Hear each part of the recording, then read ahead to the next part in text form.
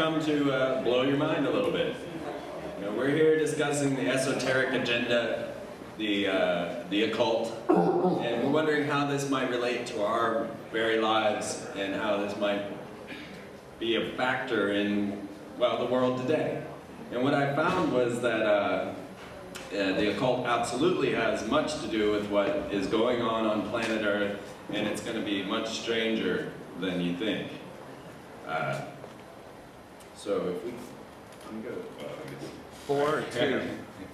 Yeah, you can do that. Well, as Wes was saying, that it was rather strange how I ended up on TV. I follow the path of synchronicity. I follow just whatever spirit brings my way. I say okay, and I do it to the best of my ability when it comes my way.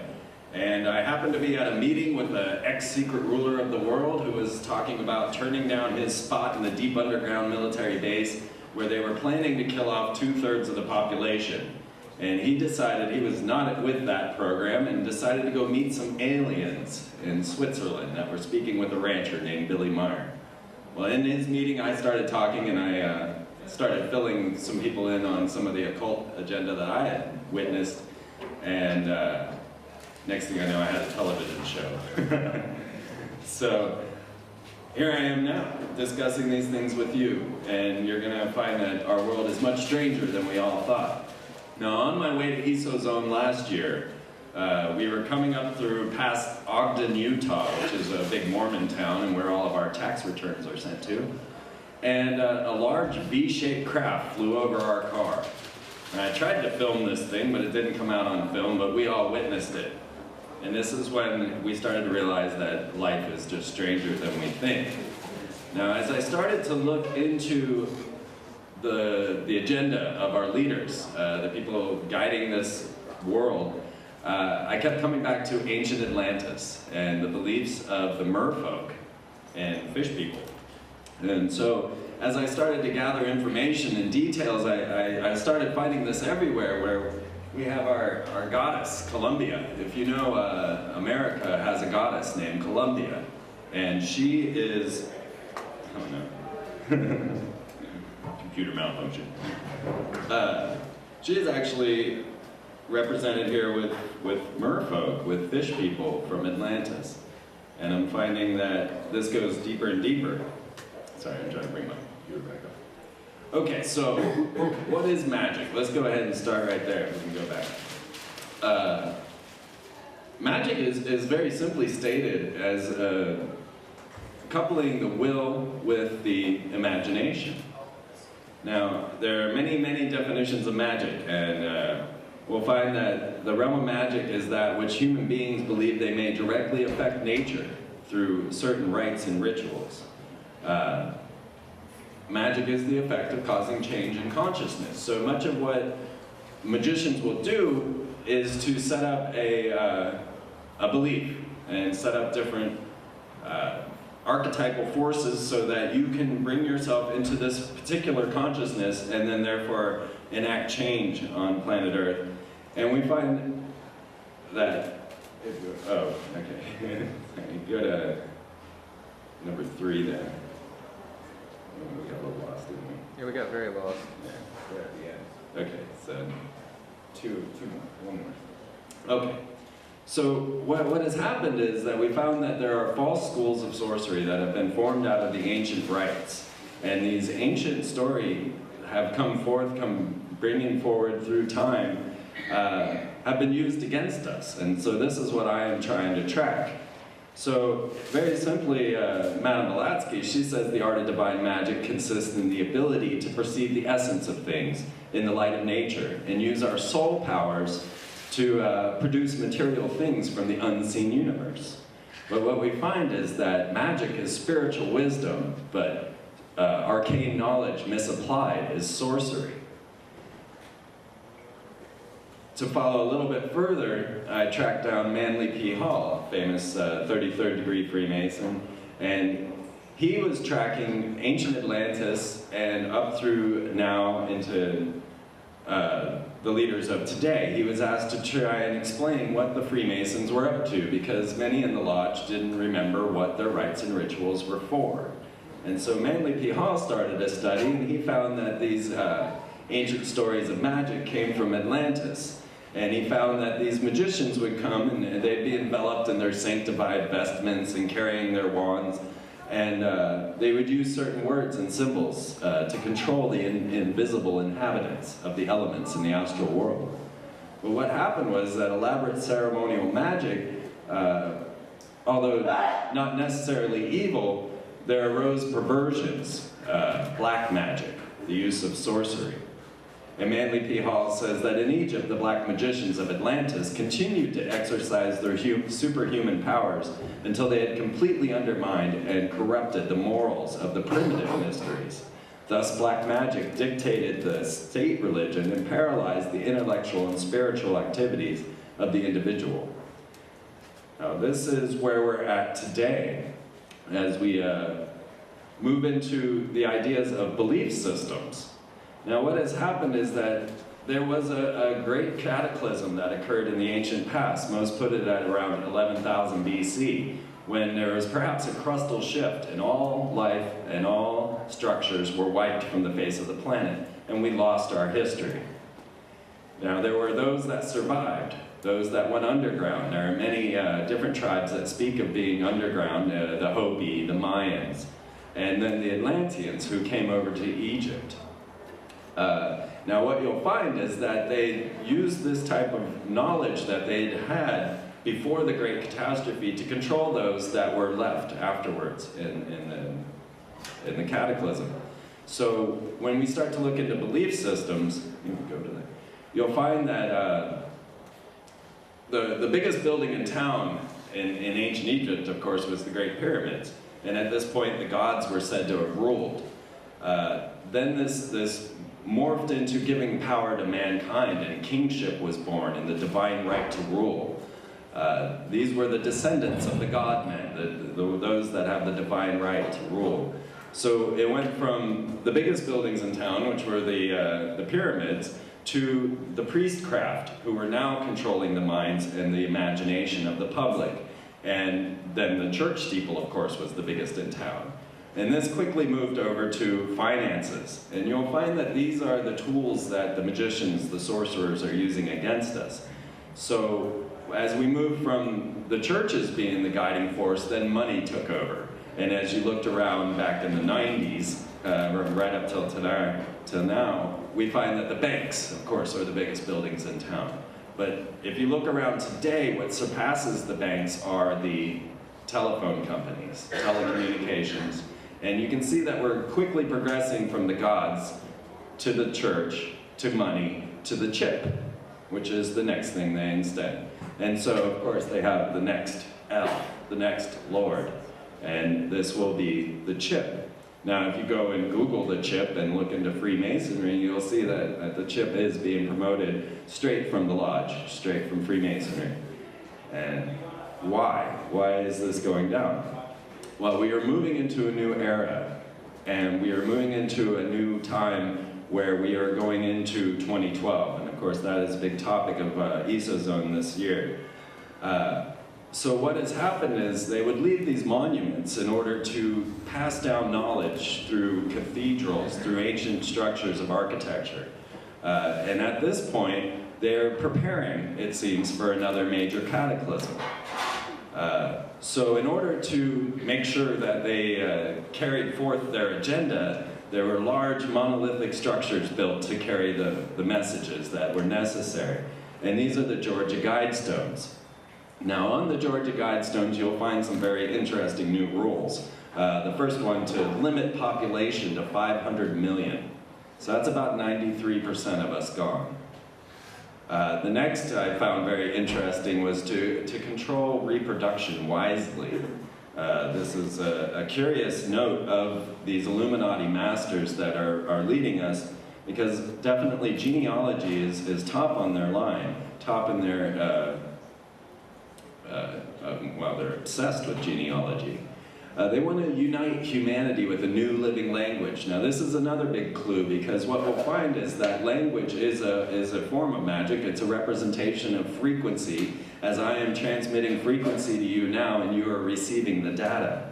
So to create the new living language gives us a large clue as to how they had controlled us in the past.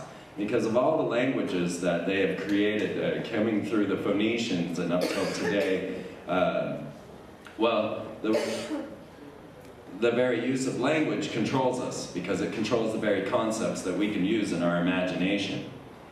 They go on to say to build world courts, a world army, and of course to be not a cancer on this earth, leave room for nature, leave room for nature. All of these are left on these monolithic stones in 8 different languages, and then also on the top are other languages including Babylonian cuneiform and ancient Egyptian hieroglyphs. So when you look into the Georgia Guidestones that just sit off on the side of a road in Alberton, Georgia, and there's no major display, nothing leading you to wonder to go see it. Unless you know about it, you wouldn't even notice it. So I went down to the Georgia Guidestones and wanted to investigate who had put these things up there.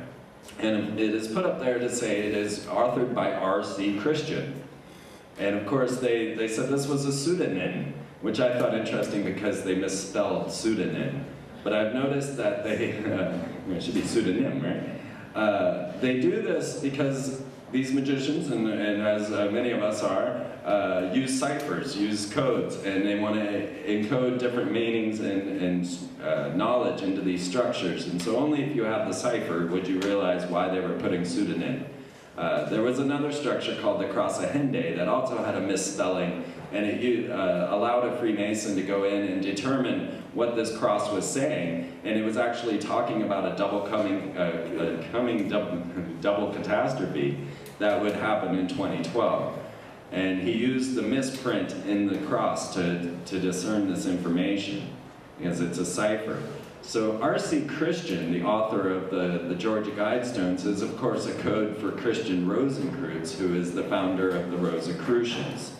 And what we'll find is that the Masonic Lodge is based off of the ancient Rosicrucian magic, as most of their deeper secrets. So one of the main Rosicrucians that we all know of this day is Sir Francis Bacon. And Sir Francis Bacon was known as Spear Shaker, and he was known as such because of his worship of Athena, and she was known as the Spear Shaker. But of course, Sir Francis Bacon coded himself as Shakespeare. So as Shakespeare, this famous Rosicrucian crafted the English language. At least 30,000 of our words come from the works of Shakespeare. Now, of course, this is not the man that they promote. Most don't accept that Shakespeare was Sir Francis Bacon, but you do a little bit of study into this and you'll find that Sir Francis Bacon was Shakespeare, and the man, William Shakespeare, was, well, he had an illiterate daughter and certainly didn't know all the secrets that Sir Francis Bacon did. So here again we find them crafting reality for us and controlling our imagination.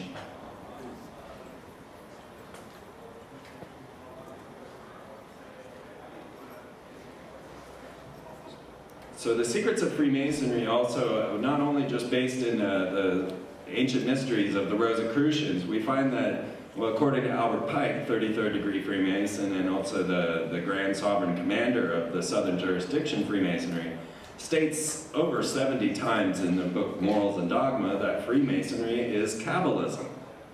So as we start to understand Freemasonry, we start to realize that we're dealing with an ancient Hebrew mysticism. And so each of the symbols and signs that we find have to be deciphered through Hebrew. And what we'll find is that the Masons have a lot to do with what we think of as reality. They founded and crafted this country and many others. Of course, England. And what you'll find is over 51% of our presidents have all belonged to a single fraternity. So either these are the greatest men in the world and everybody knew it, or there's a bit of a conspiracy going on where we don't realize that we're not electing anyone. They are being selected and then placed before us. The whole idea of America being a free nation, that anyone can be president, is provably false. With 51% of our presidents belonging to a single fraternity, but not only that, they all are direct descendants of the God-men, the kings. So we have never escaped the aristocracy. But yet we've been given the illusion that we are free, and the illusion that we have created this nation. And so therefore you're told that you could be anything you want to be, an astronaut, a president, anything you desire. Well, this is demonstrably wrong.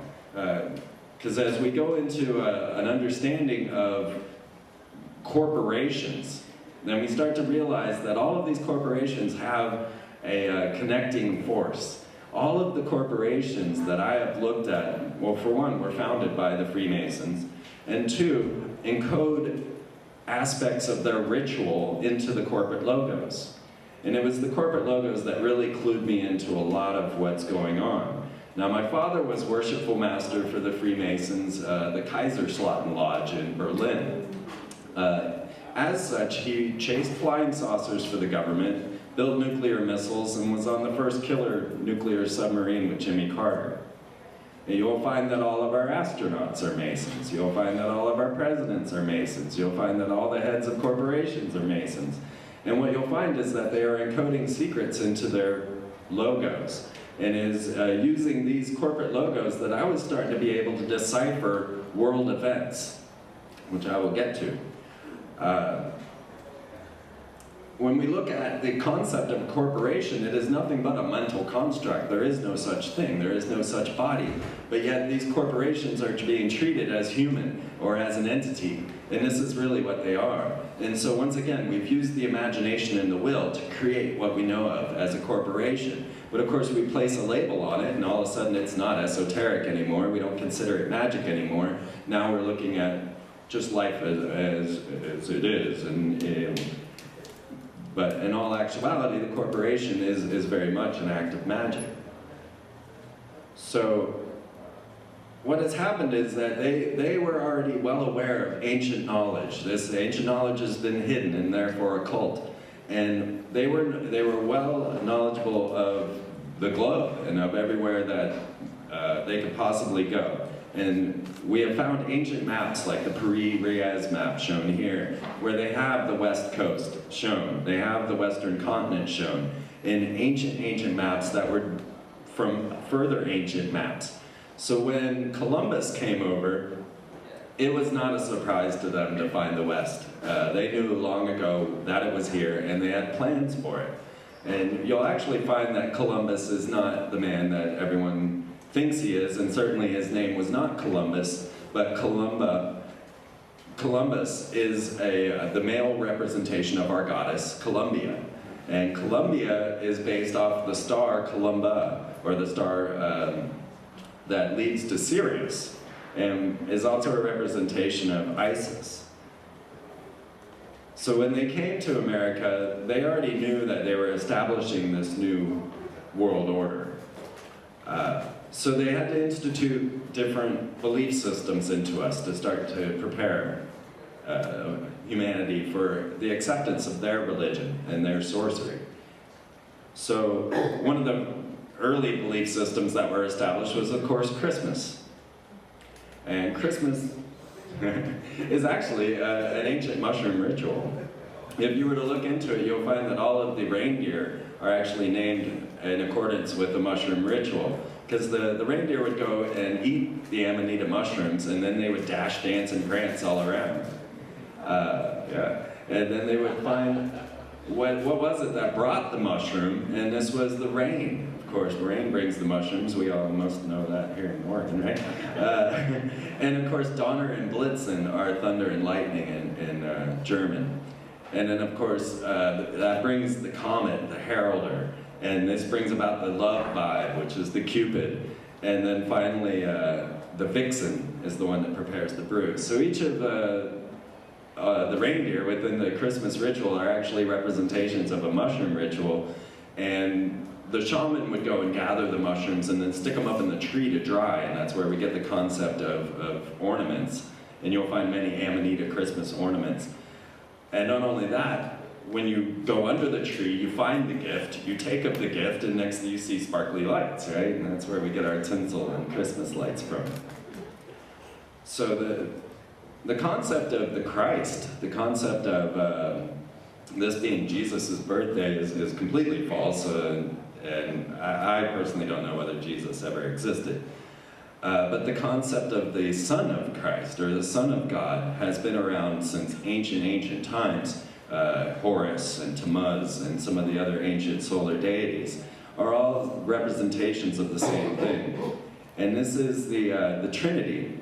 And so within Freemasonry, we of course deal with geometry, with mathematics, and we'll find that the canted square, which is actually the symbol of Del, is a symbol of this Christ figure, and it's more of a Luciferian figure than anything else. So we were taught to follow the Christ. And I got this, I think it was when the Jehovah's Witnesses dropped it off at my door, and I was like, oh God, I gotta use this, because you'll notice that Jesus now has short hair. And it used to be the Christians in the Roman times that would say, or the Romans that would tell the Christians, cut your hair and look like a Roman. Because the Romans were a warring tribe, and therefore you don't want to have long hair. It doesn't do well in war. But now the Christian is morphing, and you see how our ideas and our concepts get morphed over time. Now the Aztecs were predicting that there would be a man that came, and they knew him as Quetzalcoatl. And so when Cortez showed up on the beaches, they thought, whoa, here's our great white bearded hope. And of course, then they were all slaughtered. So the idea of prophecy and the idea of leading people forward through these prophecies, through ancient text and the priestcraft, allows a lot of people to be led astray. And these belief systems are being used against us. So we're moved into a doomsday scenario. We've got the Superman, Jesus, Satan paradigm, and they're asking us to believe in this. They're asking us to believe that if we just sit back and wait, everything will be fine, don't worry, Horus is coming. Now it's very interesting that during the Y2K ceremony, now at that time I was studying ancient astronauts with Zecharia Sitchin, the concepts of the 12th planet, and I'm watching as the Y2K ceremony fills, and first we have ancient Egypt being used in the ritual, and they're going to cap the Great Pyramid with gold. Now everyone around me is talking about the computer meltdown and everything else that went with Y2K, get your food stored. Now it's curious because it was the FEMA and DOD that were telling everyone to store food and preparing this fear. But as they entered this ritual, I was concerned with the fact that the Masons were capping the Great Pyramid with gold. To me, this was symbolic of the completion of the Nova Ordo Seclorum, the new order of the ages, the new world order. And so I'm talking to people about, well, they're capping the Great Pyramid with gold. You might be concerned about Y2K, but I'm not so concerned about that. I'm more concerned about these guys forming their new world order. And we follow this ritual down that comes through England, and they then burn the river Thames to the speed of the sun, which is another symbol of Horus, the solar deity, and of course the river Styx, leading to the netherworld. At this time, they built the Millennial Dome to go along with Big Ben, because they're always combining the hermaphroditic symbols as they do these rituals. And most magicians understand these, as the last guy was talking about, as this hermaphroditic union. Well, our leaders are using this same type of knowledge, but they're using it against us. And that's why I call them sorcerers. Much of this could be used for a positive effect. But what they have done, as they got to America with the Y2K ceremony, was then to have the sun rise in the west. They made a light so bright that it appeared in Europe that the sun was rising in the west. And this, of course, was another symbol of Horus. Now, Horus is the vengeful god, the avenging hero. And this is what they're hoping to get from us. So they started to instill mind pattern programming into us. And so, at first, Superman dies. And Superman's a perfect example of a fallen angel, or a Nephilim, an ancient astronaut that came here with superhuman powers. But they have Superman die, and he is replaced by Hellspawn. Next, they kill off Batman. Now, all of these are spells. These are spells that they're casting into humanity, and you'll find that, once again, it always goes back to Freemasons. I don't mean to harp or knock on Freemasons, it just happens that they're the ones doing it. Now, like I say, my father was a Freemason, so I have an open mind about that, and I, of course, know a number of Freemasons. So it's not like I'm saying all Freemasons are horrible, evil people or anything like this. I'm saying that we're all being misguided. So, as they killed off Batman, he was replaced by a man named Azrael, which of course was one of the original fallen angels in the Book of Enoch, who taught sorcery to mankind. So as you can watch as they are starting invoking this spell of the ancient or the vengeful hero. And so next thing you know, we come up with V for Vendetta. And most in the Patriot movement were like, yeah, that's great, let's go blow up some buildings.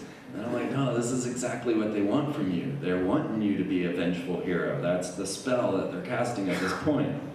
And so when V for Vendetta came out, all the people are dressing up as V and going out and trying to protest things, and I'm laughing inside because, well, the character V is based off of Guy Fawkes, who is the original Fall Guy. He's the guy that was to take out King James in the Parliament, and he was the one who was just tortured and murdered in front of everyone, even though he wasn't really the instigator of the whole event. But the concepts within V for Vendetta are based off of the ancient Illuminati works of Adam Weishaupt and also Aleister Crowley. So it's easy for them to invoke these spells and cause us to react because we're basically ignorant of these secret ancient mysteries. One of the main spells that they use against us, of course, is money. Now, money obviously has no form or value. It's simply a piece of paper. But yet we all believe we need it. It's the strongest faith in the world right now. We believe that if money went away, we'd all be lost. Of course, all the money is going away. And so we gotta see whether or not we actually are all lost without it. Mostly, I believe we would be a lot better off.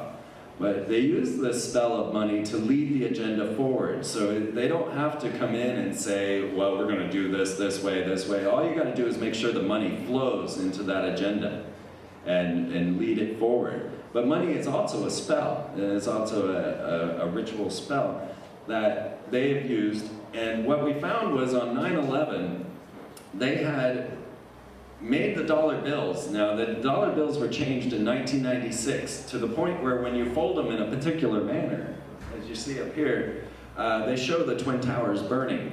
Now, the 5 had the Twin Towers standing, the 10 had the first tower being struck, the 20 had the second tower and the first tower struck, and if you flipped it over, it had the Pentagon being struck, and then the 50 had the Twin Towers gone, and the 100 just a wisp of smoke. These were crafted in 1996. This is a long time before the Twin Towers came down. Not much longer after Paula had been asked where to put the demolition charges, of course. This was a spell that has been crafted, enacted, and ready to be played against us. Now, most of what we look at is acts of prestidigitation, which is stage performance magic, standing up and pretending something is real. And so when Hitler stood before his crowd, he would get them all in a frenzy, bring them all together and stuff everybody close together, make sure that the speeches were given at night, having a large wall of light, all of this being parts and parcel for the ritual that he was enacting to bring about a particular mindset, which was Nazism. These same type of tactics are being used against us today. Of course, he burnt the Reichstag, we brought down the Twin Towers. But of course, it's not an inside job, as it's stated by many of the patriots, but more a global job. And even worse than that, it is a ritual of the sorcerers of Atlantis. So they have us all in an enchantment. We are lost in a daze, we don't know what's going on. They're creating a mind pattern programming for us to follow. They want us to act out as this vengeful hero. And so they want to continue instilling the anger and the frustration and all of the concepts that they have used, the types of magic that they have used against us are politics, economics, religion. All of these things are false and just being used against us while they're going along with their agenda. They keep us in the dark. Now, one of the main people to be used for mind pattern programming was Walt Disney. Now, I'll tell you what, you can say bad things about Abraham Lincoln, you can say bad things about John F. Kennedy, but you say one bad thing about this man, and everybody goes, oh, no, no way, you can't be talking about Disney, he's the family man. All right, well, Walt Disney was a high-level Freemason out of Missouri, and he was very good at instilling mind pattern programming into children through his cartoons. The FBI got knowledge of this, and of course they like to keep it within the Brotherhood, so they grabbed Walt Disney, and J. Edgar Hoover, who is also a 33rd degree Freemason, hired Walt Disney to instill mind pattern programming into children. Now it's curious, when you go into Disney World, the very first thing that happens to you is you get your fingerprint taken. They have a laser scanner there, and you get your fingerprint taken, and I asked them why, and they said, well, security, just want to make sure you're the owner of the ticket. And I'm like, okay. So I let them go ahead and take my fingerprint, because, well, hell, I'm free, you know. What do I got to hide, right? And then you get inside of that big ball, and the next thing they're doing is asking you where you're from, and then they're taking your picture. So Walt Disney World is a good microcosm of what's to come. They have already gotten all of your biometrics in the first 10 minutes of being in this theme park, moving us into a Freemasonry world. So when you start to notice the different signs and symbols around the architecture that is around us, once you're clued into the Freemason Atlantean connection, things start to become more clear.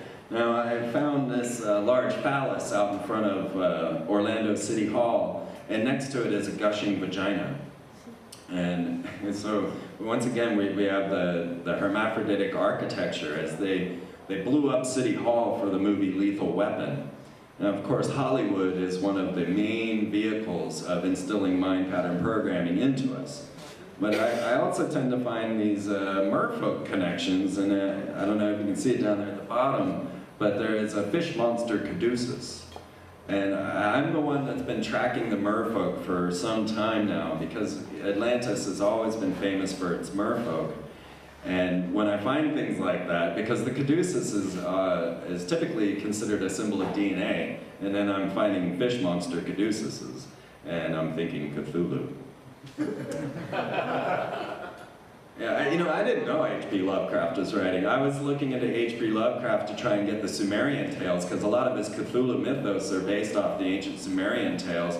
And this is where we start to get the ideas that they have sex with their sisters, and that this genealogy, this carrying on of the genealogy is very critical to the structure of planet Earth and the agenda that they're bringing forth.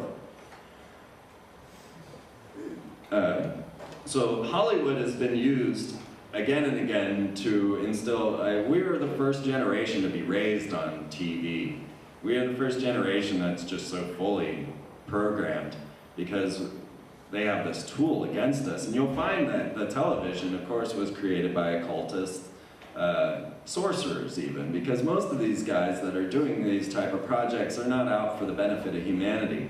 And really, that's the big difference between sorcery and white magic is are you doing it for the good of all, or are you doing it for the good of yourself?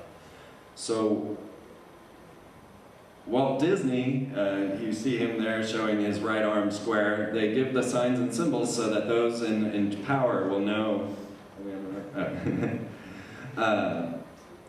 will know who is a member of the group. Remember, that's their gang sign. You'll see Alan Watt given his gang sign. He's on the square, okay?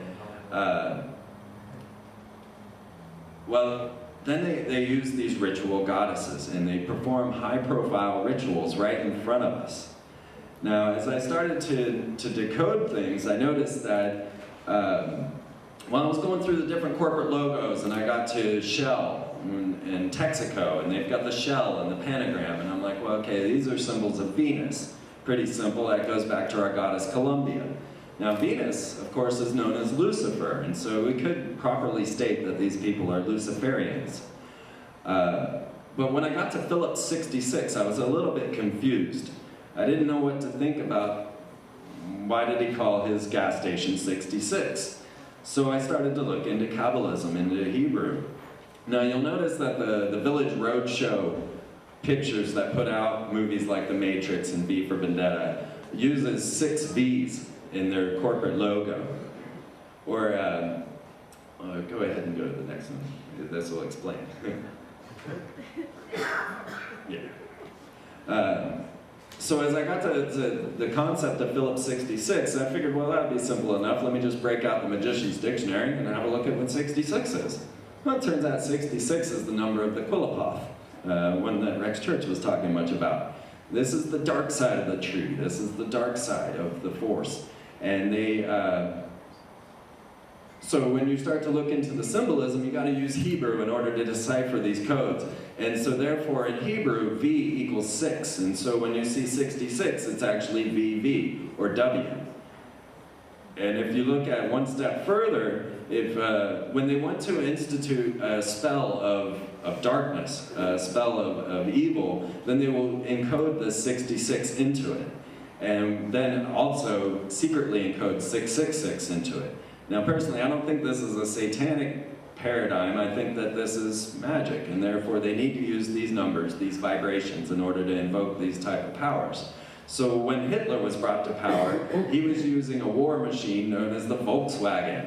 And you'll notice that the Volkswagen logo is actually 2 V's interlaced. So this makes 666, making the 3rd V. But of course, first instilling the power of the Quillipoth, the dark side. So you got 66 making 666. Or if you look at Phillips' logo, Phillips 66 logo, you'll see there's 6 points on the crest. So the 3rd 6 is always hidden within there. So when I was watching politics, as it is, and we think it is, and I'm watching them bring down Bill Clinton, and I'm thinking to myself, this whole Monica Lewinsky scandal is a scandal within itself. Because they don't do that to presidents. Many presidents have had affairs. Why are they bringing up the cigar on live television to watch Bill Clinton turn purple? I don't know if any of you saw that, but it was kind of entertaining. But at this point I realized, okay, this is part of the spell, the mind pattern programming, the capturing of our imagination. They want us all to be angry at this man. And so they were bringing down the concept of the man, the president. And so, as I looked, I said, well, the next step in that process would be to bring down the very idea of the election and the president. So, I predicted that they were going to force a president into office. And this prediction, I was like, well, who would it be? And then I hear this W. And I'm like, okay, the Quillipothic powers, one more time. So I noticed the 66, the W coming into power. And so I told everyone, I said, well, they're going to force this W into office, and they're going to make it seem so obvious. And of course they did, and they forced him through his brother, Jeb Bush. And this, of course, made it very obvious for the common man, and they were all going, oh, well, it was all Jeb Bush. Yeah, they forced W into office. And I'm like, no, this is mind pattern programming. They're invoking a spell on you to make you angry about this, to bring down the heart of the American people. So first they destroyed the man, then they destroyed the system, and then they told you all your ministers are pedophiles. So all of your reasons for being, all your reasons for fighting were being stripped away. And this was in preparation of World War III, which is seemingly on the way. Now in the movie, Revenge of the Sith, you might watch it again and realize that what they're showing you is the downfall of the American empire. Is very much just calculated exactly how they intend to bring us down. But what I found very curious was when they went to kill off all the Jedi, the evil emperor says, execute order 66. And he says it 3 times. So W brings down America, brings down the people. So it is my belief that there won't be another American election. I don't think we're going to get to it. And I actually have a prediction for next Monday. And Well, I say prediction, but I don't really mean that. It's more of an Illuminati watch than an Illuminati warning. And what I'm watching is that, okay, I predicted 9/11 to the day, and I used a bit of politics and a bit of magic to understand it. And as I was watching them prepare for trying to bring about this new world order, they were trying to bring about this new law that was to establish Homeland Security Department. And this came up to bill every October during the Clinton era. And I kept waiting for some false flag event to bring this about. But nothing happened during the Clinton era. But when they brought the W in, I said, that's it, that's the one. And I knew that they would need to have an attack somewhere in the middle of September in order to pass the bill when it came up again in October. And of course, everybody acted like a Patriot Act was something brand new. No, I've been watching it for 4 years. So when W was in office, I said, this will be the year. I picked the date 9/11 because it was in the middle of September, and it was also the date that HW announced the New World Order for the first time publicly. Now, HW in Hebrew, in Kabbalism, when you bring it to the Tarot, means the emperor of the fallen ones, H being the letter of the emperors, W being the 66, the Quilapathic powers. So I actually told everyone, hey, there's going to be a major terrorist attack on 9/11 this year. Don't freak out. It's all there just for your reaction. They want to pass this bill, so don't freak out. And they're going to continue to do these type of spells on us, these acts of prestidigitation. And then they will also encode it into Hollywood. And this is where I started to think, well, maybe this is magic. Because they need us to be thinking about it. They need to instill it into us. And what I believe from all of this study is that it must be of our free will agreement that they can move forward. This seems to be the true God power of us, that we can be used, but only if we believe it's for good. And so they spend all of their media, all of their powers to invoke a mindset into us to make us think that this is good. And that's why they were instilling the vengeful hero into us, so that when the time came, we will all react in the way that they're hoping we'll react, which is with anger and violence. Well, I looked a little deeper into W, because I thought he was an interesting character, and began to notice some connections here in bloodlines. Now, you will find that as I was talking about Guy Fawkes, well, Guy Fawkes wasn't really the instigator of the gunpowder plot in England that was to blow up King James in Parliament, but it was more of a man named Piercy. Well, after this horrible event, which never actually happened, they didn't get to blow up Parliament or King James, the Piercys had to change their bloodline's name to Pierce. And what you'll find is as we come down the bloodlines of our presidents, you'll find Franklin Pierce as the 14th president. And this is a direct descendant of Percy, who was the one to blow up King James, or wanted to. And then he's replaced by a direct descendant of King James, James Buchanan. So we see that there's still an interplay of magic going on in who gets elected and at what time, because here they were replacing Piercy with King James, or Franklin Pierce with James Buchanan. And well, this Pierce bloodline comes down, and it comes down to Barbara Pierce, or Pauline Pierce, I'm sorry. Pauline Pierce is one of the top, well, she was dating the guy who owns McCall's magazine. She was up in the Illuminati ranks and was one of the straight bloodlines of these godmen. So she was one that would be used in a ritual mating, as it were. Well, it turns out that Pauline Pierce went off to France to meet a strange man that she had just learned about named Aleister Crowley. And in this, she decided that she should perform a sexual ritual with Aleister Crowley and came back pregnant. And she gave birth to little Barbara. Well, no one's too sure whether or not Barbara is actually the daughter of Aleister Crowley, but the timing works. And then Barbara, of course, is married off to the head of the CIA, which you should know is wrapped up deep in the occult, coming straight from the Skull and Bones Society. And she's married off to the head of the CIA, HW, gives birth to W. So it's quite possible that our current president is the grandson of Aleister Crowley. Now, why would they do this? The thing that they're into is very important to these bloodlines from ancient past to now is genetics. is the idea of passing along a bloodline. They must have sex with their sisters, their cousins, and everything else. Now, all of us consider that a bit weird, but yet we accept it out of our monarchy. Like, well, yeah, he should be having sex with his sister so that we have a pure bloodline ruling. This idea of the genetics really struck a chord with me, and I started to consider, well, maybe DNA is a receptor. Maybe DNA allows certain bloodlines to receive different transmissions from entities on the other dimension.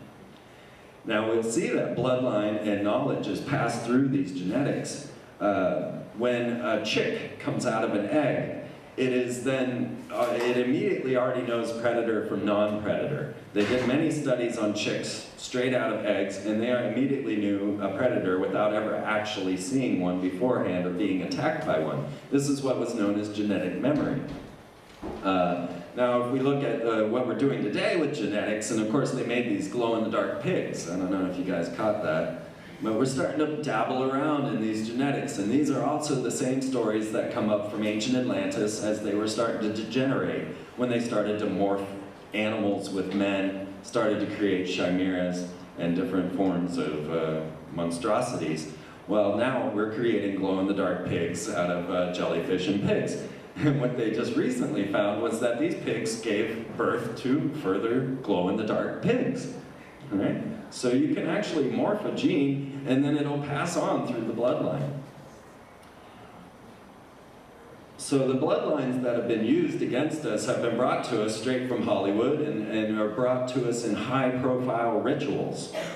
And what we'll find is that Walt Disney is one of the main ones behind these high-profile rituals. And so at the MTV Awards, at the Super Bowl, Janet Jackson, who is connected with Walt Disney, and Justin Timberlake, who was a Mouseketeer, gave a high-profile ritual right there in front of everyone at the Super Bowl, because they need all of us to receive this data, and where else better than a Super Bowl to send transmissions to everyone. Well, when Janet Jackson had her costume malfunction, it just so happens that the bared breast is the symbol of the goddess, but then you'll see that she has a golden sun on her nipple, which of course is the god. So now they're inculcating the hermaphrodite once again. Now they want to pass this along, and you'll find that the last 3 years of Grammys went to Mouseketeers. Justin Timberlake, Britney Spears, Christina Aguilera, and then of course Madonna and Prince, who are representations of the hermaphrodite. Prince's symbol that he decided to take as his name, of course, is the cross between Venus and Mercury, or Venus and Mars, with a hyperdimensional coil going across it. And Madonna, we all know she's a high-level capitalist and is now moving, and she has passed the torch, as it were. So when you go around and look at the ancient structures, you will constantly see where they are passing the torch on to the next goddess. This is something that has been ritual from the ancient past. We find it on the Parthenon in Nashville, or the Parthenon in Greece, where Athena is being crowned. Well, this very same ritual went on with Madonna and Britney. And she passed the Madonna-ship on to Britney with the top hat, which of course is the symbol of the worshipful master in the Masonic Lodge.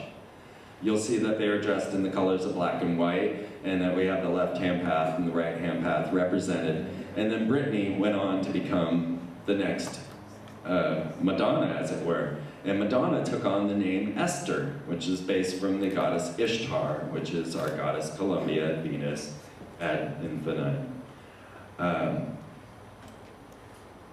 I have found this symbolism all over America, and I've done a film I've titled The Sorcerers of Atlantis that is showing these different signs and symbols in architecture.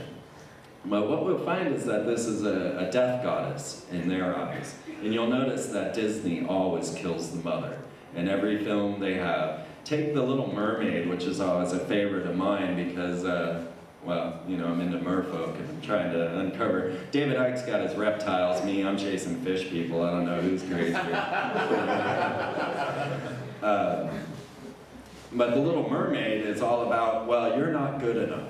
You don't look good enough, you're not presentable, but you can sell your soul to the Black Witch and we'll make you all fine.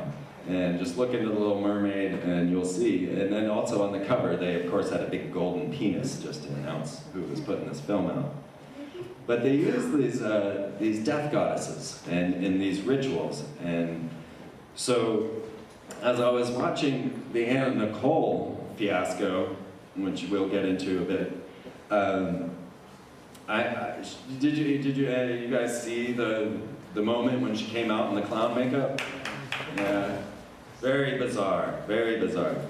Now, I have an 8-page article about this whole scenario, and it gets very deep into the ritual and the high-profile ritual that was being performed.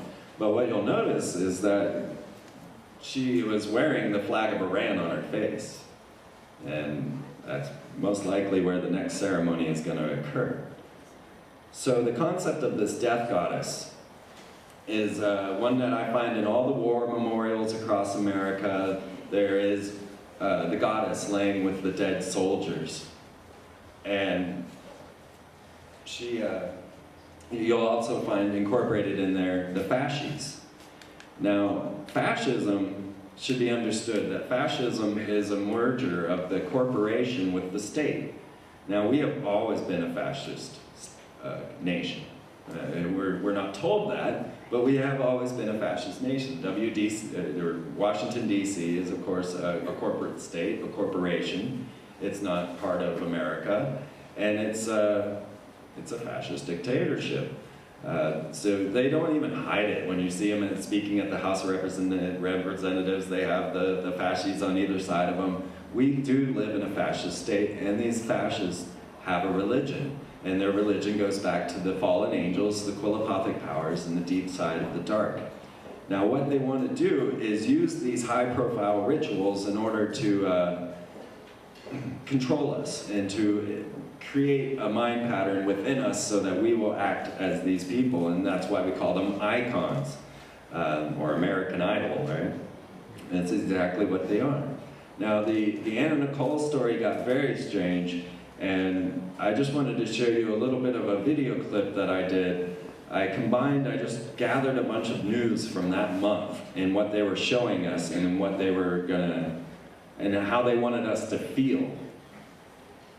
And what I found was that they were using trauma-based mind control against us and against these people. Now, the curious thing is, now, Anna Nicole was one of these ritual mind control goddesses. She was given to a 93-year-old oil tycoon named J. Howard Marshall. And of course, he died the next year. But he had $1 billion in Nazi oil and Nazi gold. And this went up into a strange ether, and no one knows who's going to get this $1 billion. But Anna Nicole kept being used through ritual. And she was used in many, many sex rituals. And to the point where Prince Frederick von Anhalt, who was the one who seemed to have gotten her pregnant, stated, well, you know, it's one of those nights where nobody really remembers anything, and she got out of there pregnant. Well, as soon as Anna Nicole well, let's look into Prince Frederick von Anhalt. Now, Prince Frederick von Anhalt owns Zsa Zsa Gabor, keeps her locked up in his mansion with a padlock. Now, Zsa Zsa Gabor was one of the early trauma-based mind control slaves that was a presidential model.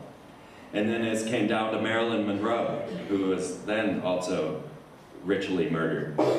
And then we come down to Anna Nicole. She's been given $1 billion from a Nazi oil tycoon, and then she gives birth to a child that no one knows who the father is. And, well, Prince Frederick von Anhalt steps up and he says, wait a minute, I'm the father. If you do the math, just check it out. We were doing some ritual back then. Well, I mean, we don't remember what happened, but yeah, I was the guy who got her pregnant. Well, you do a little blood work on Prince Frederick von Anhalt and you get a little confused because you're going to find out that he was actually a Russian experiment through the Nazi Karl Klauberg to resurrect Hitler. Yeah. They actually took they artificially inseminated Gretel Braun with Hitler's semen and produced Prince Frederick von Anhalt. He is the son of Adolf Hitler. He's a sugar. And he was then used to impregnate Anna Nicole. So Anna Nicole's baby is actually a Rothschild through the Hitler bloodline, and then When the baby was born, 3 days later, the son was brought to the hospital and he suddenly drops dead in front of the baby. This is in ritual form, the death of the firstborn. Then, 3 months later, after the baby was born, they killed Anna Nicole right in front of the baby. And this is the death of the goddess. So this is a classic ritual that has been passed down through time, the death of the firstborn and the death of the goddess, to inculcate a particular entity into this baby. And of course, the baby was of a very particular bloodline, which was that of Hitler and the Rothschilds. Now you'll find that when Princess Diana died, there was a Rothschild in the Palta Alma to receive her soul. So how much are we willing to believe? How much are we willing to step out of our mechanized, materialistic realms to realize that our leaders are practicing the occult and using entities? And so here is this little baby who is a Rothschild, Hitler, that has now had 2 deaths in its presence, one of the firstborn and one of the goddess. And then they want to use this to traumatize all of us. So here is a little bit of what they want to do to get us into a frenzy.